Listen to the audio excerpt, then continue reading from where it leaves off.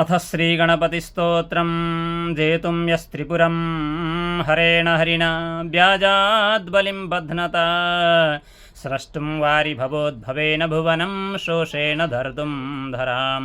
पार्वत्या महिषासुरप्रमथने सिद्धाधिपैः सिद्धये ध्यातः पञ्चशरेण विश्वजितये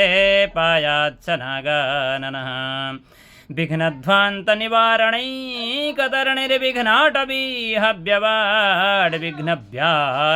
विघ्नध्वान्तनिवारणैकतरणिर्विघ्नाटवीहव्यवाड्विघ्नभ्यालकुलाभिमानकरुणो विघ्ने भपञ्चाननः विघ्नोत्तुङ्गगिरिप्रभेदनपविर्विघ्नाम्बुधेर्वाडवो विघ्नाघौ गगनप्रचण्डपवनो विघ्नेश्वरः पातु नः खर्वं स्थूलतनुं गजेन्द्रवदनं लम्बोदरं सुन्दरं पश्यन् प्रस्यन्दन्मदगन्धलुब्धमधुपाव्यालोलगण्डस्थलं दन्ताघातविदारितारिरुधिरैः सिन्दूरशोभाकरं वन्दे शैलसुतासुतं गणपतिं सिद्धिप्रदं कामदं गजाननाय महसे प्रत्यूहमिति प्रत्यूहतिमिरच्छिदे अपार करुणापूरतरङ्गितदृशे नमः अगजानन पद्मार्कं गजाननमहर्निशम् अनेकदन्तं भक्तानामेकदन्तमुपास्महे श्वेताङ्गं श्वेतवस्त्रं शितकुसुमगणैः पूजितं श्वेतगन्धैः क्षीराब्धौ रत्नदीपैः सुरनरतिलकं रत्नसिंहासनस्थं दोर्भिपाशाङ्कुशाब्जाभयवरमनसं चन्द्रमौलिं त्रिनेत्रं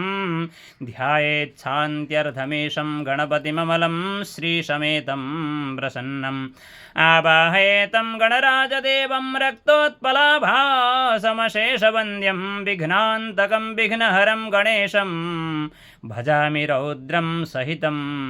च सिद्ध्या यं ब्रह्मवेदान्तविदो वदन्ति परं प्रधानं पुरुषं तथान्ये विश्वोद्गतेः कारणमीश्वरं वा तस्मै नमो विघ्नविनाशनाय विघ्नेशवीर्याणि विचित्रकाणि वन्दी जनैर्मागधकैः स्मृतानि श्रुत्वा समुत्तिष्ठ गजानन त्वं ब्राह्मे जगन्मङ्गलकं कुरुष्व गणेश हेरम्ब गजाननेति महोदरस्वानुभवप्रकाशिन् वरिष्ठसिद्धिप्रियबुद्धिनाथ वदन्त एवं त्यजत प्रभीतिः अनेकविघ्नान्तकवक्रतुण्ड स्वसंज्ञवासिंश्च चतुर्भुजेति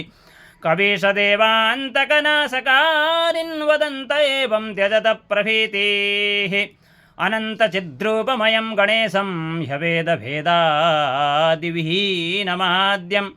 हृदि प्रकाशस्य धरं स्वधीष्ठं तमेकदन्तं शरणं व्रजामः विश्वादिभूतं हृदि योगिनां वै प्रत्यक्षरूपेण विभान्तमेकं सदा निरालम्बसमाधिगम्यं तमेकदन्तं शरणं व्रजामः यदीयवीर्येण समर्थभूता माया तया संरचितं च विश्वं नागात्मकं ह्यात्मतया प्रतीतं तमेकदन्तं शरणं व्रजामः सर्वान्तरे संस्थितमेकगूढं यदाज्ञया सर्वमिदं विभाति अनन्तरूपं हृदि बोधकं वै तमेकदन्तं शरणं व्रजामः यं योगिनो योगबलेन साध्यं कुर्वन्ति तं कः स्तवनेन नौति अतः प्रणामेन सुसिद्धितोऽस्तु तमेकदन्तं शरणं व्रजामः